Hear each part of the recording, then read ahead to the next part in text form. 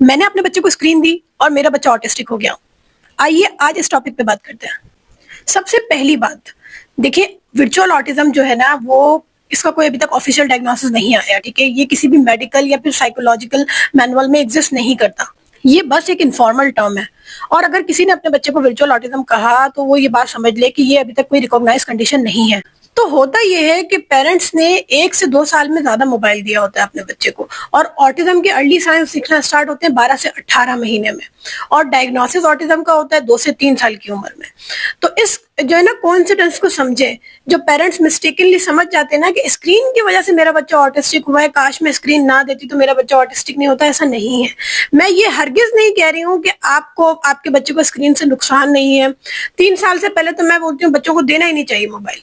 लेकिन अगर आपने दे दिया है और अगर आपको लगता है कि आपके बच्चे को स्क्रीन की वजह से है, तो आप स्क्रीन बंद करके देख लें। आप अपने बच्चों को अपने साथ इन्वॉल्व करके देखें। अगर तो आपका बच्चा नॉर्मली आई कांटेक्ट देने लग गया और सोशलाइज हो गया और स्पीच डिले नहीं हुआ और सब कुछ सही हो गया, तो इट मींस कि वो वर्चुअल ऑटिज्म था, जिसमें ऑटिज्म जैसे स्क्रीन की वजह से सिम्टम्स आ गए थे, लेकिन वो क्लासिक ऑटिज्म नहीं था।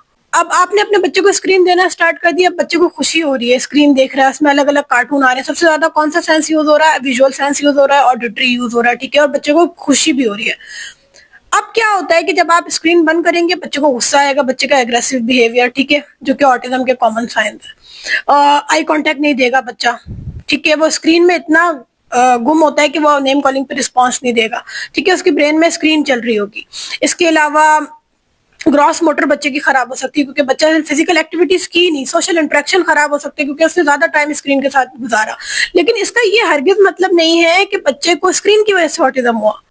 और पेरेंट्स क्या करते हैं, जिन्होंने 1 से 2 साल की उम्र में बच्चों को ज्यादा मोबाइल दिखाया होता है, क्योंकि ऑटिज्म के साइंस 12 से 18 महीने में नजर आते हैं, तो वो साइंस ना विजिबल नहीं हो पाते। जब वो साइंस विजिबल नहीं हो पाते तो पेरेंट्स समझते हैं कि चलो बच्चा स्क्रीन देख रहा है, मेरा बच्चा तो बिल्कुल सही है। लेकिन जब वो विजिबल होने लग जाते हैं ना, 2 साल की उम्र में, 2.5 साल की उम्र में बिल्कुल क्लियर साइन ऑटिज्म के नजर आते हैं, तो पेरेंट्स को लगता है कि अरे ये तो हमने स्क्रीन दी थी, इसी वजह से हमारे बच्चे को ऑटिज्म हो गया।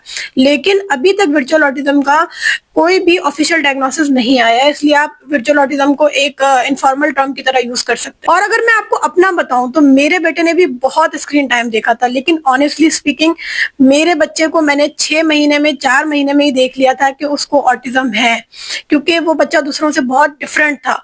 1 साल के बाद मैंने उसको मोबाइल देना स्टार्ट किया था। तो पेरेंट्स, अगर आपका बच्चा ऑटिस्टिक है तो वो स्क्रीन की वजह से नहीं है, ठीक है। अपने बच्चे की प्रॉपर थेरेपीज करवाएं, अर्ली इंटरवेंशन से बहुत फर्क पड़ता है, बच्चे बहुत हद तक मैनेजेबल होते हैं।